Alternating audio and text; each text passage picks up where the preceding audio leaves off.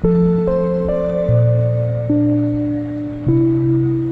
everybody, so it's the end of week 9. This was the first week back from spring break, and honestly today I didn't really have a topic planned for my vlog, so I don't really know what to talk about, but I'm just gonna wing it here. It was honestly kind of a rough week for me, so I am just happy to make it to Saturday and kind of rest.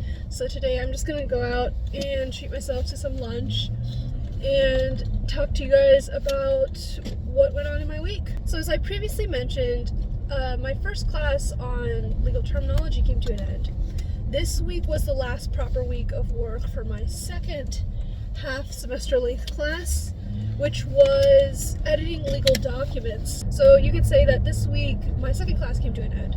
So that has been really nice, and maybe I'll talk a little bit more about how that class went at the end of this vlog. The other thing that happened this week is that my other last class for this semester started.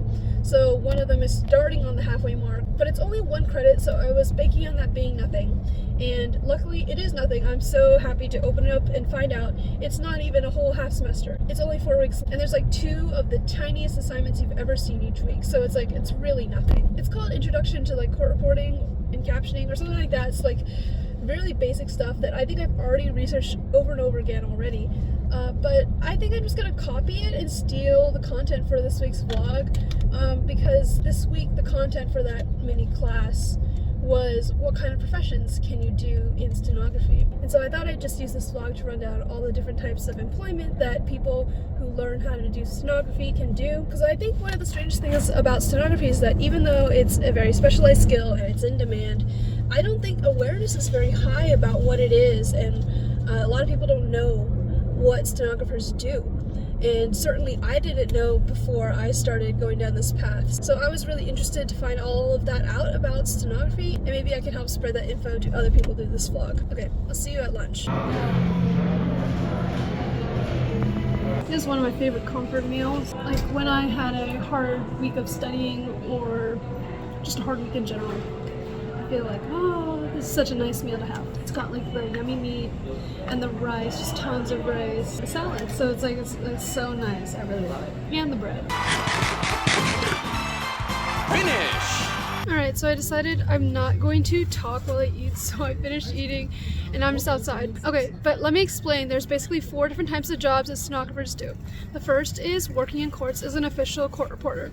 And that's when you have like a 9-to-5 job, you have benefits, you have a position, you have a salary, and you work with judges in court and you go to trials, and there's all different types of work you could be doing, right? You could be working in like the local courts or the state courts or the federal courts. You could be working in trial court, or you could be working in appeals court. You could be doing grand jury.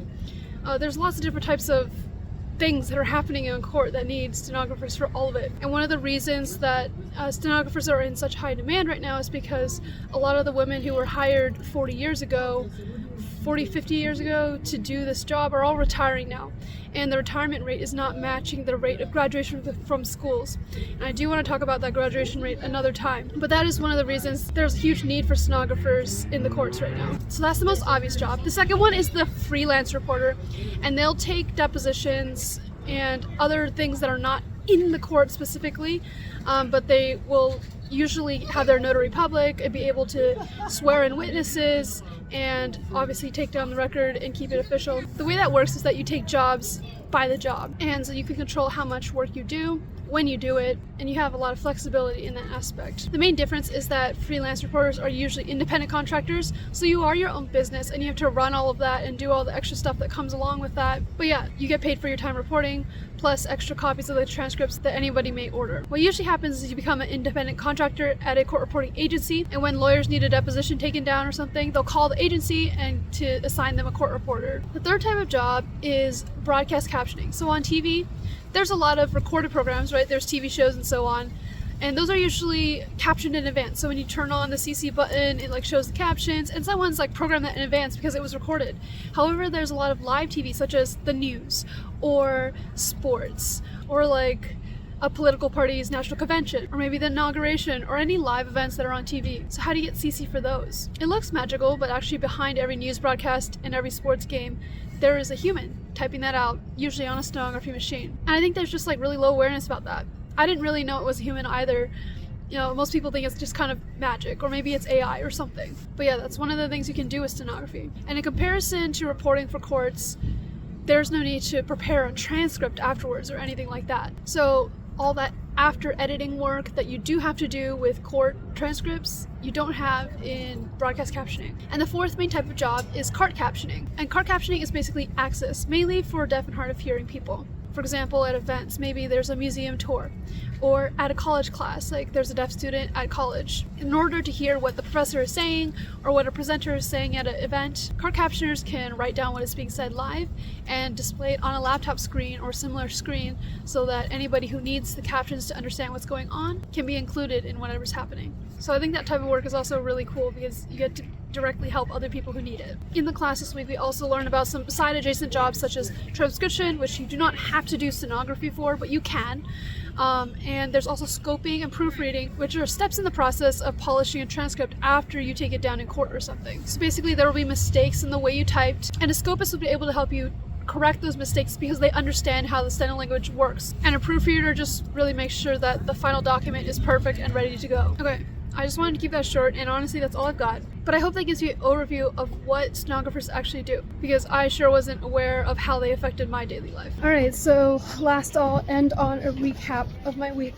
For this week we did ending ed, ing, and s, so pluralizing nouns, as well as apostrophe and apostrophe s for possessive. And there was some like constant blends and stuff, which was already really intuitive and we'd already been doing it, so I don't really know why that was in the lesson, but that wasn't a problem. And the last thing we learned was Q&A banks.